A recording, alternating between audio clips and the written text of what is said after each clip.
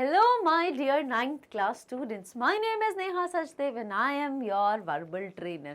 और आज हम स्टार्ट करने वाले हैं एक बहुत ही important cheese, that is MCQ multiple choice questions which is based on chapter number 1 from your main reader book जिसका टाइटल है Beehive और चैप्टर का टाइटल है The Fun They Had.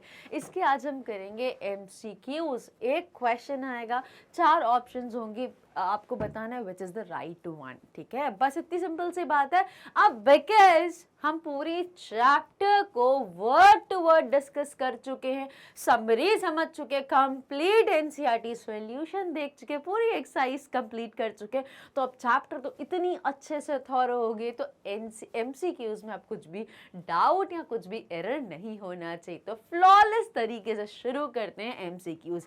Meanwhile I request everyone, जैसे ही मैं slides को start करूं, हम फटाफट से आप लोग भी अपने आंसर्स को देना शुरू कर दीजिए. ठीक है, और आपको लगता है कि मैं थोड़ा सा आगे चली गई हूँ तो वहाँ पे पॉज कर दीजिए, पहले अपना आंसर बताइए और फिर मेरा आंसर देखिए, तब आपको पता चलेगा कि where you stand in the boiling water. Exactly आप कहाँ पर खड़े हैं, आप अपने आप को जज कर सकते हैं how much you are thorough with particular chapter. ठीक है, तो विदाउट वेस्टिंग मच टाइम जल्दी से शुरू करते हैं फर्स्ट एमसीक्यू के साथ. सो To which world does the story take the readers to? किस वर्ल्ड में लेके जा रही है हमें ये story the fun they had. कौन सी स्टोरी थी जहाँ पे बात करी गई रोबोट टीचर्स की, जहाँ पे बात करी गई कि फिजिकल स्कूल्स एग्जिस्ट नहीं करेंगे, कोई फिजिकल बुक्स नहीं होंगी और टीचर्स भी नहीं होंगे, रियल टीचर्स, अब रोबोट्स होंगे पढ़ाने के लिए. तो ये जो चैप्टर है, to which world does the story take the readers to? Future world, past world, present world, future world where computers will play a major role. Answer is very clear. अब आप लोग जल्दी से बता दीजिए आप लोग के आंसर्स क्या है. मीनवाइल मैं अपना आंसर बताती हूँ, which I am very sure that is option number D. Absolutely, जल्दी से चेक कर लेते हैं. Go with the right answer. चलो हेड करते हैं with the next one. What is virtual reality? तो मैं पहले बता देती हूँ, पूछ के रहा है क्वेश्चन. वर्चुअल रियलिटी, रियलिटी जो हमें पता है जो रियल चीज़ें होती हैं उनको रियलिटी बोला गया. वर्चुअल इज़ लाइक जो आर्टिफिशियली क्रिएटेड है वो रियल नहीं होती. हम जैसे हम बोलें कि real school versus virtual school, तो स्कूल जैसा माहौल देते हैं बट वो स्कूल्स नहीं होते हैं. तो ये वर्चुअल रियलिटी किसको बोला, जो मैं आपको अभी बता रही थी, वो ऐसा फ्यूचर का टाइम जहाँ पे रियल स्कूल्स नहीं होंगे, रियल बुक्स नहीं होंगे, रियल टीचर्स नहीं होंगे, बट वर्चुअली सब चीज़ें होंगी. स्कूल भी होगा उनका, उनकी रोबोटिक टीचर भी आएगी, उनको ई बुक्स भी मिलेंगी. तो ये वर्चुअल रियलिटी किसको रेफर करें?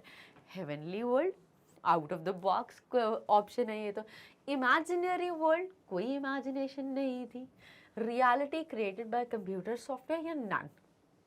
Which do you think is the most appropriate option? Elimination के थ्रू भी आप वर्क कर सकते हैं. What is this?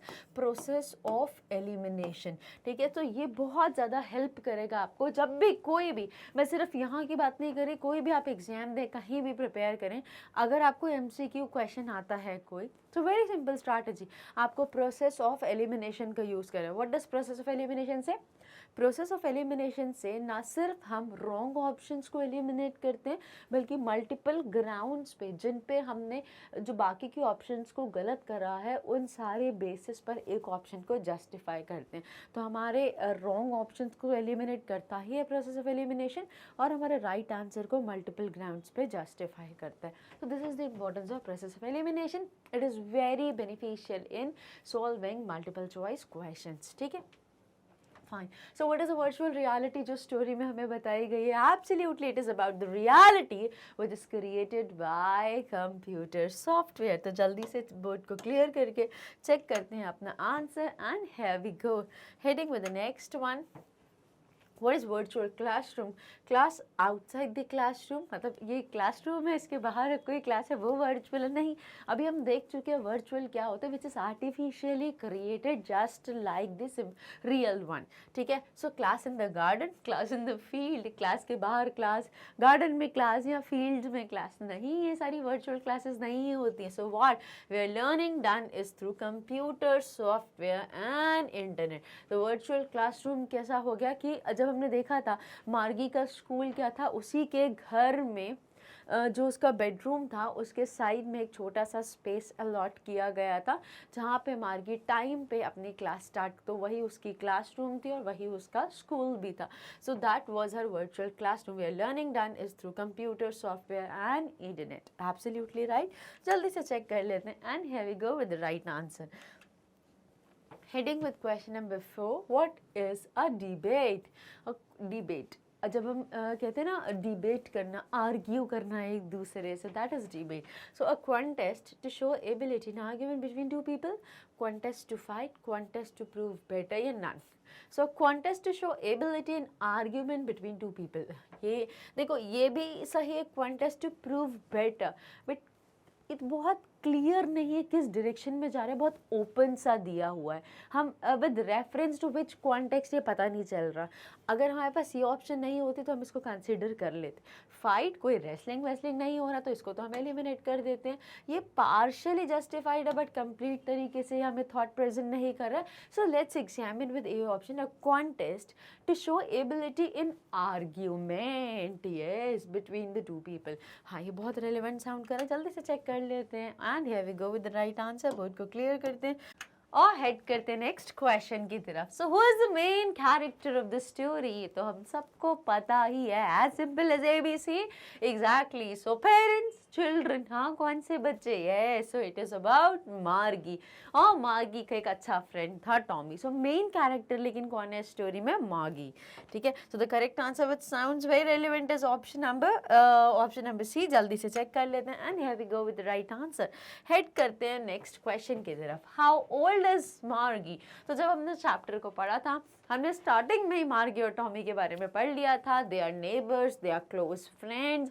मार्गी is 11 years and Tommy is 13 years. तो हमारा आंसर आता है ऑप्शन नंबर B. जल्दी से जस्टिफाई करते हैं एंड हियर वी गो. देखो MCQs को सॉल्व करने का एक और बेनिफिट होता है, जो ऐसी डिटेल्स होती है ना, नेम, डेट, प्लेसेस, ईयर, ये सारी चीज़ें भी एक बार रिवाइज हो जाती हैं और बहुत क्लियरली, जो हो सकता है हमने चैप्टर में बहुत अच्छे से ध्यान नहीं दिया या हमने मार्क नहीं करा और वो मिस हो गई, तो वो जल्दी से रिवाइज हो जाती है और इम्पॉर्टेंट डिटेल्स बहुत अच्छे से हाईलाइट हो जाती हैं. ठीक है. So it's very important to practice with MCQs.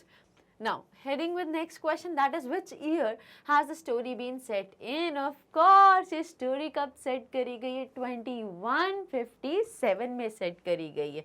So 1957 हो नहीं सकता, बीता हुआ 2000, अभी 2023 चल रहा है तो इतना नियर नहीं थी. Of course 2257 ज़्यादा लंबा हो जाएगा, 2157, और हमने पढ़ा भी है. So as per our knowledge and given information, absolutely right answer. Head करते हैं 8th क्वेश्चन की तरफ. Who is the author of this lesson? तो इस chapter the fun they had को किसने लिखा है? एब्सोल्युटली इसाक एसिमोव ने लिखा है. जल्दी से चेक कर लेते हैं and here we go with the right one. Head करते हैं क्वेश्चन नंबर 9 की तरफ. Who are Margie and Tommy? So they are good friends and of course they are neighbours. वो पड़ोसी होते हैं और वो लोग फ्रेंड्स भी होते हैं. So this is quite tricky कि हम देखो कजिन्स नहीं है, हाँ ब्रदर सिस्टर नहीं है, फ्रेंड्स भी हैं और नेबर भी है. सो व्हाट इज फर्स्ट कि पहले क्या था? पहले वो नेबर थे एंड फिर बाद में वो लोग फ्रेंड्स बने. तो यहाँ पे हमारा आंसर जो होना चाहिए, that should be neighbours, right.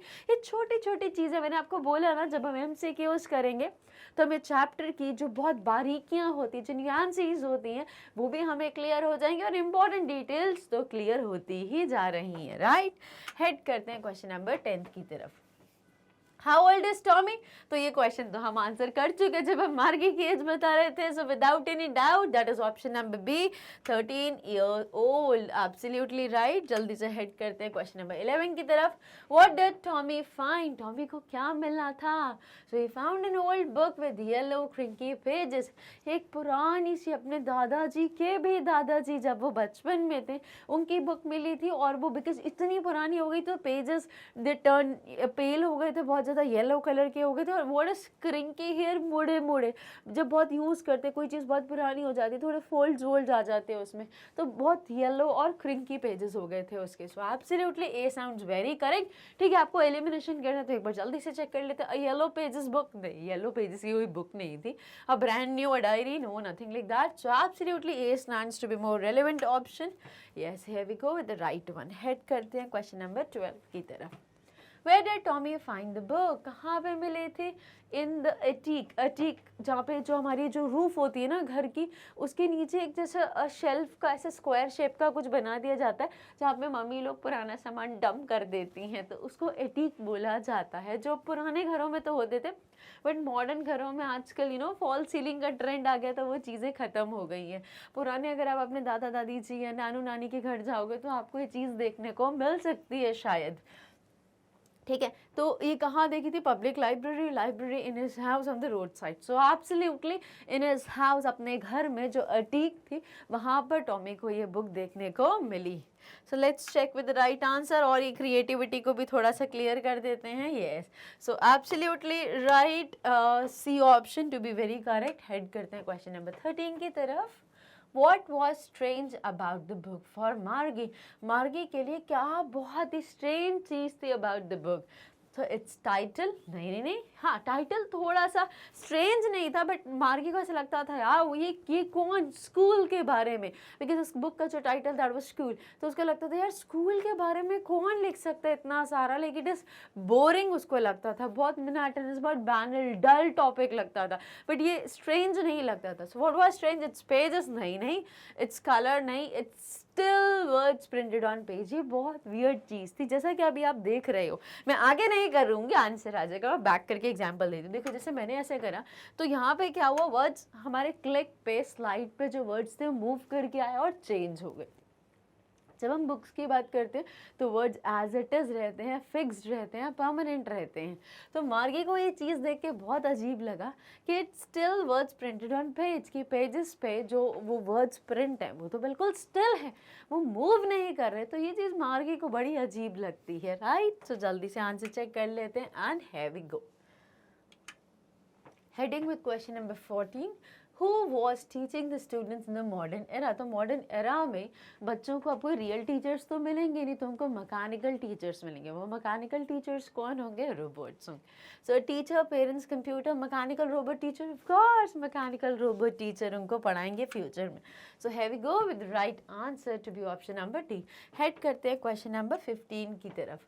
What is a telebook? Telebook क्या होता है? हमने देखा था टेलीविजन पे जो बुक होती है, ई वर्जन ऑफ द बुक्स, जहाँ पे रियल बुक्स तो अब होंगे ही नहीं, बिकॉज अब जो सिनारियो आ गया वो वर्चुअल का हो गया। बिकॉज ये अब मतलब कि अभी की बात नहीं कर रही, ये बात हो रही है, स्टोरी कहाँ पे सेट करी गई है, फ्यूचर टाइम में 2157 में। तो उस टाइम पे रियल चीज़ें ख़त्म हो गई, school physical real schools exist नहीं करेंगे, रियल टीचर्स नहीं होंगी, रियल बुक्स नहीं होंगी, सब चीज़ें वर्चुअल होंगी। सिमिलरली जो बुक्स वो पढ़ेंगे वो ई वर्जन होगा, ई बुक्स होगी, सॉफ्ट कॉपी में बुक्स होंगी। So, what is a telebook?